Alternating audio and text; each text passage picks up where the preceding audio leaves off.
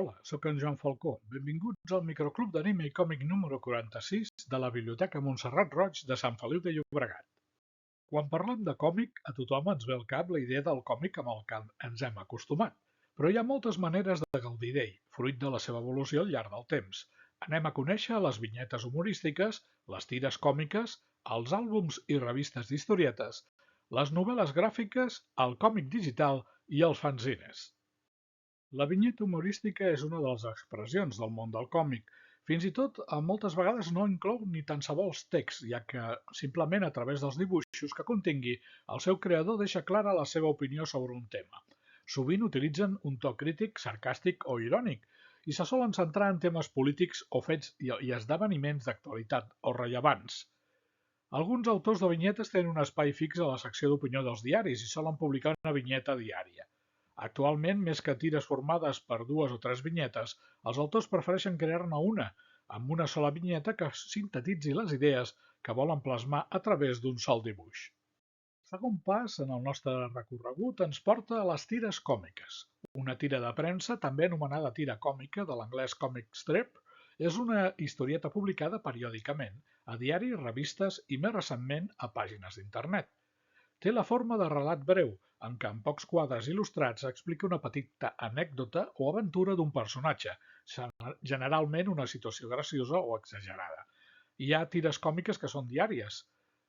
D'altres, en canvi, apareixen un cop per setmana. En general, les tires diàries es componen de pocs quadres, mentre que les tires setmanals solen ocupar una pàgina sencera. Passem ara a un dels formats que estem més acostumats avui en dia, els àlbums i revistes. Un àlbum és un llibre que consta d'historietes. Es diferencia de la revista pel seu format i impressió més luxosa, té llom i tapa dura i un paper de més qualitat.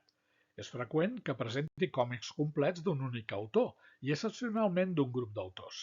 A la majoria dels països d'Europa continental, el format clàssic dels àlbums és la mida A4 amb 48 pàgines. Per la seva banda, una revista d'historietes és una publicació periòdica finançada per publicitat o pels lectors, que recopila historietes. Durant gran part del segle XX fou el format més freqüent de la seva publicació. Una revista d'historietes es diferencia de l'àlbum perquè la seva impressió és menys luxosa. El llom i la tapa són tous, el paper és de menor qualitat, normalment estan grapats i de vegades tenen forma de quadern. Avui en dia la majoria de les revistes antològiques han desaparegut i els àlbums o internet són el format de publicació de moltes historietes. Dins l'evolució del còmic arribem ara a la novel·la gràfica. El terme novel·la gràfica són històries que no estan serialitzades i reuneixen en un sol volum una història completa. A diferència dels altres còmics, la novel·la gràfica té una longitud més gran de pàgines per explicar la història. Hi ha multitud de gèneres, però hi ha una certa tendència cap a allò personal i allò costumista en els arguments. Ens endinsem ara a les noves tendències, als còmics digitals.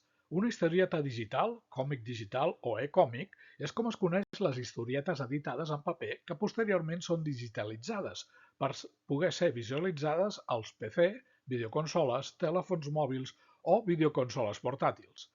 Són, de fet, un fitxer fotogràfic totalment digitalitzat o diversos fitxers fotogràfics a mode de pàgines comprimits en un sol fitxer. Aquest és el primer pas dels còmics digitals, però n'hi ha més.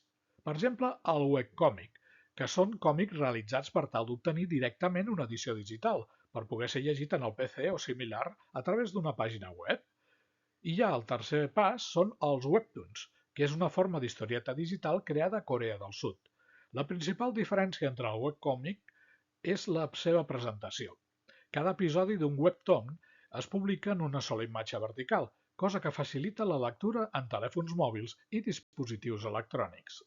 Per cert, si voleu experimentar en el món dels webtoons, teniu una opció legal. Es tracta de la pàgina webtoons.com, que té la seva versió espanyola també.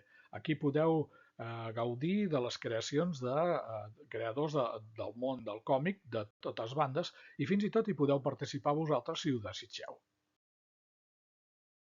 Estem veient que existeixen moltes formes d'apropar-nos al món del còmic. Ens queda una, els fanzines. Un fanzine, de fet, és una publicació no professional creada per fans, dedicada a un gènere específic que solen llegir altres fans que tenen interessos semblants. De fet, el terme fanzine és una combinació de les paraules fan i revista.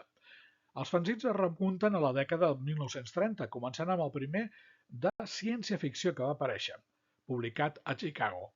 En general, els fanzins es venen a les convencions de còmic o similars, però també hi ha els webzines, els webzines que es publiquen per internet. I fins aquí aquest microclub d'anime i còmic número 46 de la Biblioteca Montserrat Roig a Sant Feliu de Llobregat. Ja sabeu que podeu gaudir de tots aquests, les vinyetes humorístiques, les tires còmiques, els àlbums, les revistes d'historietes, les novel·les gràfiques, els fanzines i el còmic digital a les biblioteques. Us esperem!